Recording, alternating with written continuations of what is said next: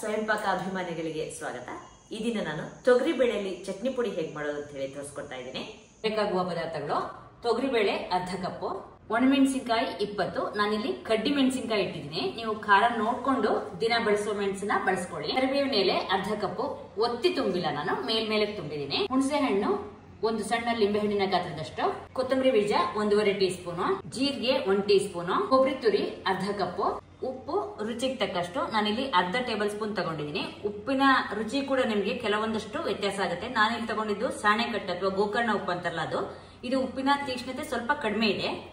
ಬೆಲ್ಲ ಪುಡಿ ಮಾಡಿ ಇಟ್ಕೊಂಡಿದ್ದೀನಿ 1 ಟೇಬಲ್ ಸ್ಪೂನ್ ಅಷ್ಟು. ಸ್ಟವ್ ಆನ್ ಮಾಡಿಕೊಂಡು ಒಂದು ಬಾಣಲೆಯಲ್ಲಿ ಕರಿಬೇವಿನ ಹಾಕಿ ಹುರ್ಕೊಳ್ಳೋಣ. ಆದಷ್ಟು ಕರಿಬೇವಿನಲ್ಲಿ ನೀರಿನ ಪಸೆ ಇಲ್ಲದೇ ಇದ್ರೆ ನಿಮ್ಗೆ ಹುರಿಲಿಕ್ಕೆ ಅನುಕೂಲವಾಗುತ್ತೆ. ಇದ್ರ ಜೊತೆಗೇನೆ ನೀವು ತೊಗರಿ ಬೇಳೆನ ಹಾಕೊಂಡು ಹುರ್ಕೊಳ್ಳಿ. ಈಗ ತೊಗರಿ ಬೇಳೆನ ನಾನು ಒಂದು 3 ನಿಮಿಷ ಹುರಿದಿದ್ದೀನಿ. ಅದ್ರ ಜೊತೆಗೆ ಈಗ ಒಣಮೆಣಸಿನಕಾಯಿನೂ ಕೂಡ ಹಾಕ್ಬಿಟ್ಟು ಹುರಿತಾ ಇದ್ದೀನಿ. ಈಗ ತೊಗರಿ ಬೇಳೆ ಕೆಂಪು ಬಣ್ಣಕ್ಕೆ ತಿರುಗ್ತಾ ಇದೆ. ಈಗ ಇದಕ್ಕೆ ಜೀರಿಗೆ ಹಾಕೊಳ್ಳೋಣ. ಹಾಗೆ ಕೊತ್ತಂಬರಿ ಬೀಜನ ಹಾಕಿ 1 ನಿಮಿಷ ಹುರ್ಕೊಳ್ಳೋಣ. ನೀವು ಇದನ್ನ ಬಿಡದೆ ಹುರಿತಾ ಇರಬೇಕು, ಇಲ್ಲದೇ ಇದ್ರೆ ತೊಗರಿಬೇಳೆ ಒಂದ್ ಕಡೆ ಕಪ್ಪಾಗತ್ತೆ, ಒಂದ್ ಕಡೆ ಆಗೇ ಇರಲ್ಲ, ಹಾಗಾಗತ್ತೆ. ಈಗ ನಾನು ಬಿಡದೆ ಇದನ್ನ ಹುರಿದಿದ್ದೀನಿ. ತೊಗರಿಬೇಳೆ ಕೂಡ ಹೊಂಬಣ್ಣಕ್ಕೆ ಬಂದಿದೆ, ಕೊತ್ತಂಬರಿ ಬೀಜ ಜೀರಿಗೆ ಎಲ್ಲವೂ ಆಗಿದೆ. ಇದನ್ನ ಒಂದು ತಟ್ಟೆಗೆ ತೆಕ್ಕೊಳ್ಳೋಣ. ಅದೇ ಬಾಣಲೆಗೆ ಈ ಕೊಬ್ಬರಿನೂ ಕೂಡ ಹಾಕಿ ಸ್ವಲ್ಪ ಬಿಸಿ ಮಾಡ್ಕೊಳ್ಳೋಣ. ಕೊಬ್ಬರಿನೂ ಕೂಡ ನಾನು ಕೆಂಪು ಬಣ್ಣ ಬರೋಷ್ಟು ಹುರಿದಿದ್ದೀನಿ. ಈ ಕಬ್ಬಿಣದ ಬಾಣಲೆ ಆದ್ರಿಂದ ಈ ಬಿಸಿಗೆ ಆಗತ್ತೆ. ಸ್ಟವ್ ಆಫ್ ಮಾಡಿದ್ದೀನಿ ನಾನು. ಇದರಲ್ಲೇ ಇರಲಿ.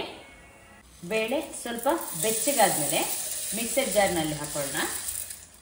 ಕಲ್ಲುಪ್ಪು ಆದ್ರಿಂದ ಅದನ್ನು ಕೂಡ ಬೇಳೆ ಜೊತೆ ಹಾಕಿ ತರಿಯಾಗಿ ಪುಡಿ ಮಾಡ್ಕೊಳ್ಳೋಣ.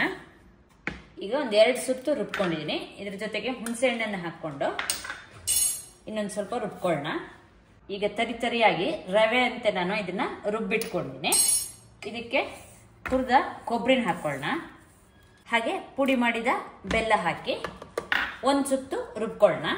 ಈಗ ತೊಗರಿ ಬೇಳೆಯ ಚಟ್ನಿ ಪುಡಿ ಸಿದ್ಧವಾಗಿದೆ. ನೀವು ಇದನ್ನ ಒಂದು ಡಬ್ಬಕ್ಕೆ ಹಾಕಿಟ್ರೆ ತಣ್ಣಗಾದ್ಮೇಲೆ ಮುಚ್ಚಿಡಿ.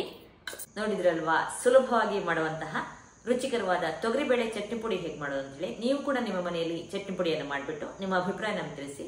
ನಮಸ್ಕಾರ.